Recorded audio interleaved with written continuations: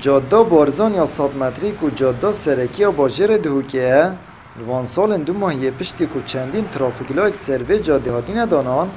قربالغه که زور کفتیه سر و کشه بو حوالاتی و روینگا درست بوینه ماه سال بوری دا پلانک براکرنا ترافیک لایت جاده بارزان هبویه اتنهاج دا رزمندیل سر پروژه هاتیه دان و بریار سه اندرپاس بهنه درست کرن پروژه درست کرنا چند اندرپاس اکایه الجاده 100 متری کو سنتر باجر دهوکی دا درواز بید و امزان جاده اکا گلکا سرکیه هم بو خلکی دهوکی هم بوی خلکی اوه کو درواز بین بو قضا سیمیله و قضا زاخب تایبتی جدر وی ولاتی جبرنده جی او رو کمبونه که برفره مکر او رو بریم پیوندی دار همی آماده بون جبونده که هماهنگی و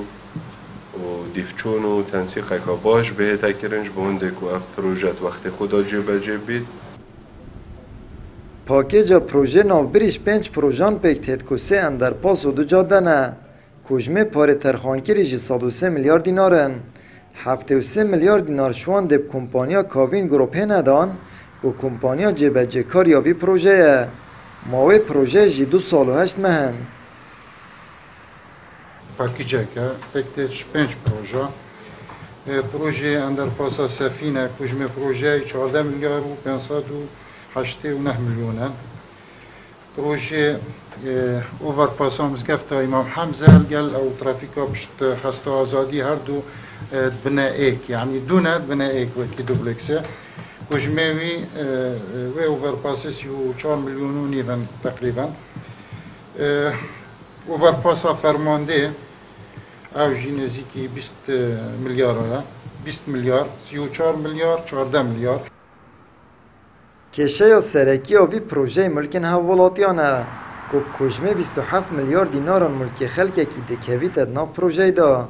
و دویت بارگیرانیه که دراوی بو پروژه و دینی نجیبه بیت آستنگ تریا کاری دا اندرپاسا سفین گلک استملاکات میتن کونبر فجار قادی اعاده دیزاین انده کینه چه کینه و محاوله کین وی دیزاین بشکل کم بکین اکر تقریبا استملاکات نزدیکی 27 میلیارانه هکر محتاج نبوین ما دیزاین کدی تغییر کرد او 27 میلیاره ده محاوله کین به اندرپاسا او بناوی اکم ده پیچک نبونا جاده و اندرپاسان وکو پیتوی بردوام کشه بهاد نچون حوالاتیان دهو که درست کرینه و بردوام جماره که زوریا ترومبیران سر جاده آن دیتن ترافیک و تصای آنجی کشه مزنتر لیکریه لو ما جبه جکرنا پروژه اندرپاسان دی پشکه که زوریا وان کشه آن چاره سر کرد آمد بریفکانی کنال آسمانی پیام دهوک